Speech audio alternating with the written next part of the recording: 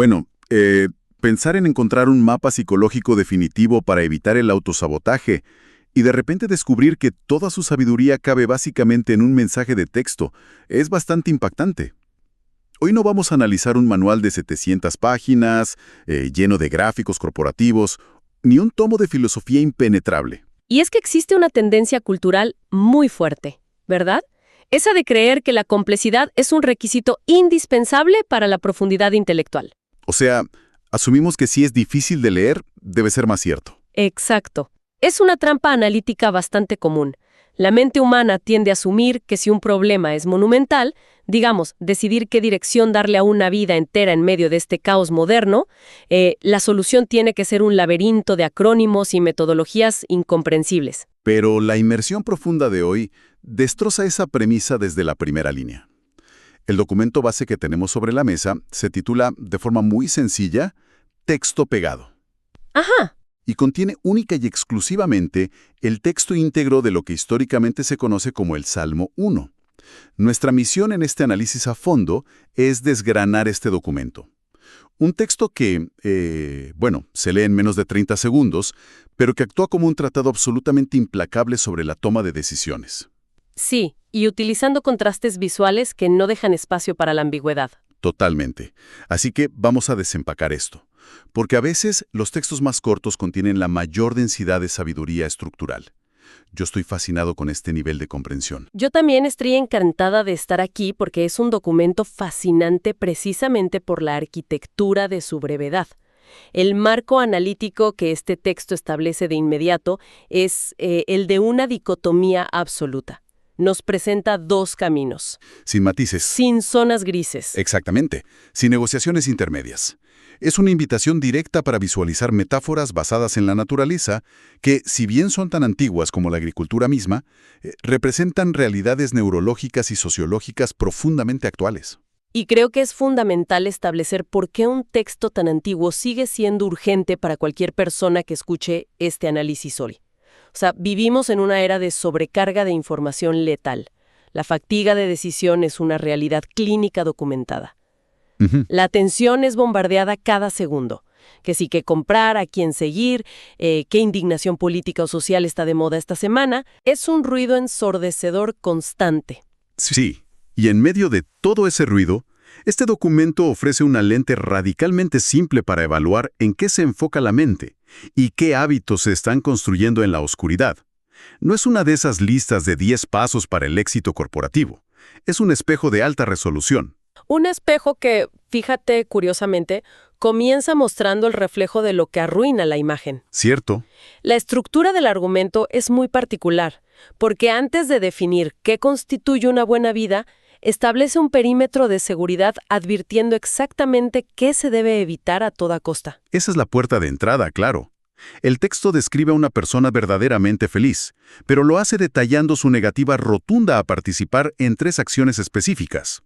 Dice que esta persona no sigue el consejo de los malvados, ni se detiene en el camino de los pecadores, ni se sienta en la reunión de los impíos. Esa secuencia es clave. Hay una analogía visual que salta a la vista aquí, una especie de espiral descendente o un desvanecimiento lento de la integridad. Porque las malas decisiones rara vez ocurren de la noche a la mañana con un gran evento dramático. Casi nunca. Aquí hay una progresión física milimétrica. Primero hay un caminar o deambular. Luego un detenerse y quedarse quieto, y finalmente un acomodarse para sentarse. Y me surge la pregunta para ti. ¿Por qué crees que un texto tan corto gastaría palabras valiosas en esta secuencia biomecánica tan específica? Bueno, lo fascinante aquí es cómo se ilustra la anatomía de una parálisis progresiva. Es una disección brillante sobre la psicología de la asimilación. O sea, empezamos en movimiento. Seguir el consejo implica que alguien va caminando. Ajá. Lleva su propio rumbo. Exacto, tiene su propio rumbo. Y de pronto una sugerencia externa, una forma cínica de ver el mundo, se presenta. La persona simplemente camina junto a esa idea, considerándola. Es un nivel de exposición inicial casi casual. O sea, da la impresión de que describe cómo una influencia tóxica pasa de ser un pensamiento pasajero a convertirse en el código postal de una identidad permanente. Es como el equivalente moderno de abrir una red social y empezar a deslizar la pantalla. Totalmente. Al principio, uno solo está de paso por el muro de otra persona, leyendo comentarios llenos de vitriolo o cinismo. No ha participado, pero el veneno ya entró en su radar periférico. Esa traducción al mundo digital es muy precisa, ¿eh? Y el siguiente verbo del texto, el de detenerse en el camino, marca un cambio crítico. Aquí el movimiento hacia adelante cesa por completo. Quien caminaba ya no está simplemente escuchando de fondo, sino que ha frenado su propio progreso para evitar el mismo espacio físico y mental que esa influencia negativa. Ya. La curiosidad se ha transformado en participación pasiva, se ha internalizado el paisaje. O sea, ya dejó de deslizar la pantalla y ahora está leyendo cada respuesta del hilo de comentarios tóxicos, absorbiendo la indignación como si fuera propia. Tal cual. Y eso nos lleva al verbo final y más destructivo, que es sentarse. Sentarse en la reunión o, como traducen otras fuentes, en la silla de los burladores. Esto es definitivo. Cuando alguien se sienta, ha encontrado una comunidad. Se instaló. Se instaló y reclamó un lugar en esa mesa. Ya no es un visitante ni un espectador. Es un miembro activo que aporta a la negatividad. El texto advierte que el entorno no solo influye, sino que moldea y fosiliza la mente. El estancamiento se convierte en una vocación. Es fuertísimo. De dar un paseo inocente a terminar atrincherado en una silla de la que es casi imposible levantarse. Rodeado de un comité que valida el resentimiento. Es una imagen brutal sobre el peligro de la inercia. Sí, lo es. Pero, habiendo establecido el peligro radioactivo de esa silla, supongo que el argumento necesita dar un giro hacia la alternativa, ¿no? Porque el vacío psicológico siempre exige ser llenado.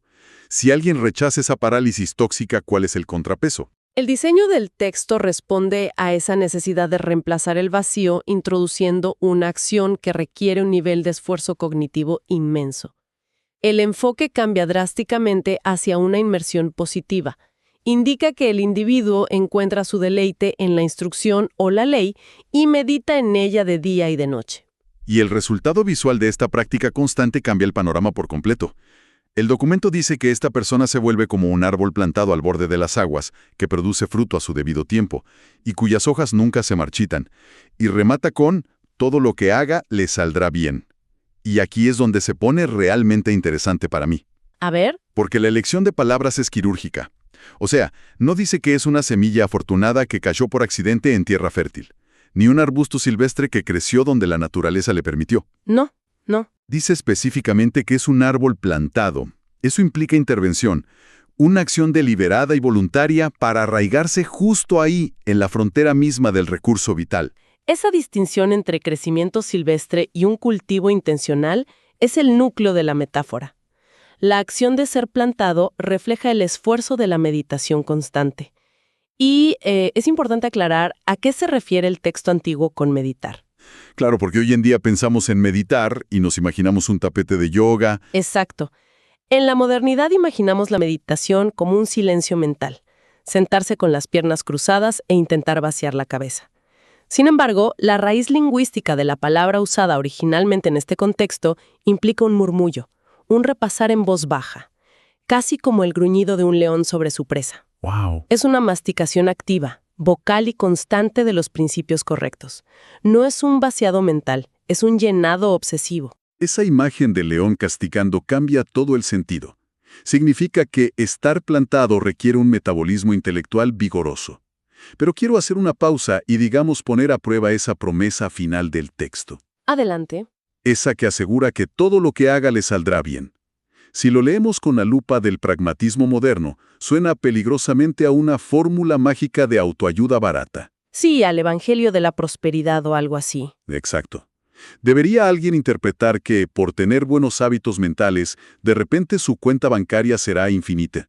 ¿Que nunca sufrirá una enfermedad y su vida será un trayecto sin fricciones? El sentido común rechaza que un texto tan profundo caiga en una promesa tan superficial. Yo me inclino a pensar que, al estar conectado a una fuente inagotable, el resultado es que el propósito central de su vida se vuelve inquebrantable frente al caos externo. ¿Tú qué opinas de esa frase? Convencida de que ese esquivamiento de la interpretación superficial es crucial para no arruinar el documento. Para decodificar qué significa realmente que todo le saldrá bien, el propio texto provee la clave botánica. Especifica que el árbol produce fruto a su debido tiempo. Ah, el factor del tiempo, las estaciones. Exactamente. El ritmo biológico natural es la respuesta. Un árbol, por más sano y bien plantado que esté, no desafía las leyes de la naturaleza produciendo frutos todos los días del año de manera ininterrumpida. Claro, eso sería antinatural. Atraviesa primaveras explosivas, sí, pero también inviernos crudos y otoños donde todo parece caer. Por lo tanto, el éxito que plantea esta sabiduría antigua no es una exención del sufrimiento, ni un escudo contra las crisis económicas o personales. Es una resiliencia estructural profunda. Qué buena forma de ponerlo. Resiliencia estructural. ¿Sí? La clave está en la frase, sus hojas nunca se marchitan. La vitalidad celular del árbol, su capacidad interna para seguir procesando luz y mantenerse vivo, permanece intacta en medio de la sequía ambiental. ¿Por qué? Porque sus raíces no dependen de la lluvia caprichosa del cielo. Dependen de ese canal de agua subterráneo e inagotable. El éxito, bajo esta óptica, es la permanencia del propósito vital, la negativa a secarse por dentro cuando el exterior es un desierto. O sea, es una redefinición total del éxito. La vitalidad básica sobrevive porque la raíz toca el agua en la oscuridad, lejos de los ojos de los demás. Tenemos entonces esta figura de un árbol macizo. Nos imaginamos un tronco de una densidad tremenda, corteza gruesa, raíces que agrietan la piedra, un peso inamovible frente a la tormenta. Ajá, una imagen de solidez absoluta. Sí, y ese volumen físico prepara el escenario para la transición más violenta del texto, porque pasamos de esa solidez a una vulnerabilidad total en cuestión de una línea. El contraste es intencionalmente abrupto. Está diseñado para causar un impacto sensorial. El texto básicamente desmantela todo el ecosistema de seguridad que acaba de construir. Y lo hace con una sequedad escalofriante. Simplemente declara, no sucede así con los malvados. De un solo golpe, a los cínicos, a los que se sentaban en la silla del primer párrafo, se les despoja de toda imagen de fortaleza y arraigo. El texto los reduce a una sola cosa, paja que se lleva el viento. ¡Uf! ¡Qué imagen! Es brutal. Pasamos del peso monumental de la madera a la absoluta ingravidez de los escombros agrícolas. Si lo pensamos desde la física de la metáfora, carecer de raíces significa estar a merced exclusiva de la presión externa. La paja no tiene capacidad de dirección. ¡Ninguna! Si el viento cultural sopla hacia la indignación, la paja se indigna. Si hay una nueva filosofía de moda, la paja es arrastrada hacia ella. Y hay una asimetría funcional trágica aquí. El árbol plantado es útil, da sombra al viajero, produce madera, entrega frutos para que otros se alimenten. La paja, en cambio, no nutre a nadie, simplemente es barrida de la historia sin dejar rastro de su existencia. Entonces, ¿qué significa todo esto desde una perspectiva más amplia? Bueno, para captar la totalidad de esta tragedia, hay que entender el proceso agrícola del aventamiento en el mundo antiguo. A ver, explícanos eso. La paja no es el cultivo principal. Es la cáscara vacía, el exoesqueleto sin nutrientes, que sobra una vez que el verdadero grano ha sido extraído en la era de trilla. O sea, lo que no sirve para nada. Exacto. Los agricultores antiguos usaban una herramienta de madera para lanzar toda la mezcla al aire durante la brisa del atardecer. El grano, al tener densidad y peso, caía de vuelta al suelo para ser recogido y preservar la vida. Ajá. Pero la paja, al ser una cáscara hueca, era capturada por el viento y esparcida hasta desaparecer. No tiene peso porque carece de sustancia interna, de vida. Además, nota cómo cambian los elementos naturales de la metáfora. En el caso del árbol, la fuerza de la naturaleza que interactúa es el agua. Un elemento vital. Sí, un elemento sustentador que es absorbido intencionalmente por el árbol. Para la paja, el elemento es el viento. Y el viento en este contexto no nutre. Es un agente de expulsión que expone lo que es superficial. Es la anatomía de la irrelevancia autoinfligida, literal. El árbol elige estar anclado a la realidad y a la sabiduría. La paja es simplemente el resultado inevitable de dejarse llevar por el cinismo y la falta de sustancia. Y bueno, estas metáforas visuales de botánica y agricultura no se detienen en la mera poesía. Aterrizan lógicamente en las realidades finales de ambos grupos de personas, cerrando el círculo argumentativo. Las líneas finales fungen como un veredicto. Así es, el texto realiza una transición de la imagen natural a la conclusión judicial, por así decirlo. Las trayectorias que comenzaron con un simple paso o con una raíz profunda alcanzan su destino terminal. Y las palabras exactas aquí no dejan lugar a dudas. Establece que, debido a su naturaleza hueca, cito, no triunfarán los malvados en el juicio, ni los pecadores en la asamblea de los justos. Y remata afirmando que el Señor cuida el camino de los justos, pero el camino de los malvados termina mal. Y aquí noto una conexión estructural dentro de este texto, que me parece una obra de arte literaria. ¿Cuál conexión? Mira, al principio del documento, quienes se negaban a crecer tenían su propia reunión, ¿te acuerdas? Claro, la silla de los burladores. Exacto. Era un círculo exclusivo, una cámara de eco de negatividad donde se sentaban a burlarse de todo. Pero al llegar al final del texto, esa reunión ha sido borrada del mapa. La única asamblea que permanece en pie, la que tiene sustancia frente al viento, es la asamblea de los justos. ¡Qué buena observación! Es como si la tormenta hubiera pasado y esa silla tóxica del principio hubiera sido reducida a polvo. Además, el texto subraya una simetría fascinante al repetir la palabra camino. Todo el problema comenzó cuando alguien decidió caminar por el sendero equivocado. Ahora, al cierre, el enfoque vuelve a recaer sobre los senderos mismos. Es una simetría hermosa. Y si conectamos estas observaciones con el panorama general, se revela que este documento es, en el fondo, un tratado sobre la física de las trayectorias. No evalúa momentos aislados o tropiezos diarios. Evalúa el largo arco de una vida humana. La afirmación de que el camino de los justos es cuidado implica un ecosistema de vigilancia y protección continuas. ¿Tiene sentido? Se alinea perfectamente con la idea del canal de agua que fluye sin cesar hacia el árbol. Hay una fuerza superior prestando atención al desarrollo de esa ruta. Ya veo. ¿Y qué mecanismo opera en la disolución del otro sendero? Porque el texto no describe un relámpago castigador cayendo del cielo ni nada por el estilo. Y esa es la revelación más escalofriante de este análisis. Cuando el texto dice que el camino de los cínicos termina mal, o como traduce en versiones más directas desde el original, perece, indica una destrucción inmanente. O sea, se destruye solo. Exactamente. Es el camino mismo el que colapsa. Al igual que la cáscara vacía que no puede anclarse al suelo, una trayectoria de vida construida sobre el cinismo, la superficialidad y la falta de raíces éticas no necesita que un juez externo la derribe. Simplemente llega a un precipicio estructural. Por su propia naturaleza carente de peso moral, contiene las semillas de su propia disolución.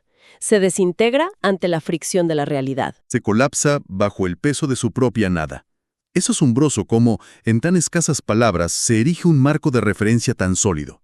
Y creo que es el momento perfecto para sintetizar la arquitectura de este documento, porque las dualidades que nos ha arrojado son de una potencia aplicable a cualquier época. Sí, son principios atemporales. Hemos diseccionado el peligro del movimiento nocivo, ¿no? Esa curiosidad pasiva que termina encadenando a una persona a una silla de cinismo, contrastado contra la inmovilidad productiva, que es el esfuerzo consciente de arraigarse frente a una fuente de nutrición inagotable. Así es. Hemos evaluado también la física de la moralidad. Las raíces que requieren años de trabajo oculto, pero que garantizan la vitalidad en medio de la sequía, frente a la ingravidez trágica de la paja, que vive atada a la tiranía del clima y la moda pasajera. Y hemos presenciado cómo la reunión arrogante del principio es barrida por el viento de la realidad, dejando en pie únicamente la asamblea construida sobre la sustancia. O sea, para quien escucha este análisis de hoy, este texto milenario funciona como una auditoría personal implacable. Obliga a plantearse interrogantes sumamente incómodos. Totalmente incómodos, pero necesarios. En medio del frenesí de notificaciones, de agendas ajenas y del ruido constante, ¿dónde se están echando raíces? ¿Qué tipo de información, qué tipo de aguas mentales y filosóficas se están absorbiendo todos los días? ¿Se está cultivando un peso interno capaz de resistir las tormentas?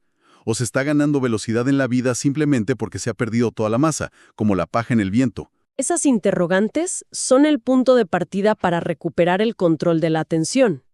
Identificar las fuentes de las que se bebe diariamente es el antídoto contra el declive progresivo que vimos al inicio. Claro. La inercia nunca construye árboles firmes. La vitalidad exige la deliberación constante, de elegir la humedad sobre el desierto. De acuerdo. Y antes de concluir esta inmersión profunda, hay un último pensamiento provocativo que se esconde en este texto. Algo que no exploramos directamente antes, pero que merece masticarse largo y tendido por cuenta propia. Cuéntanos. El texto dice que el árbol produce fruto a su debido tiempo. Esto implica lógicamente que existen largas temporadas en la vida donde el árbol no tiene frutos visibles. Claro, los inviernos de los que hablábamos. Exacto. Para cualquiera que escuche esto y sienta que actualmente no está dando frutos o logrando grandes cosas, según el estándar de la sociedad, el texto sugiere algo radical. Sugiere que el simple acto de mantener las hojas verdes y permanecer firmemente plantado junto al agua, meditando y resistiendo, es en sí mismo la definición completa del éxito. Es una perspectiva muy liberadora. Lo es. A veces, simplemente no secarse por dentro durante el invierno es la mayor de las victorias. Algo para reflexionar mientras seguimos buscando dónde plantar nuestras raíces.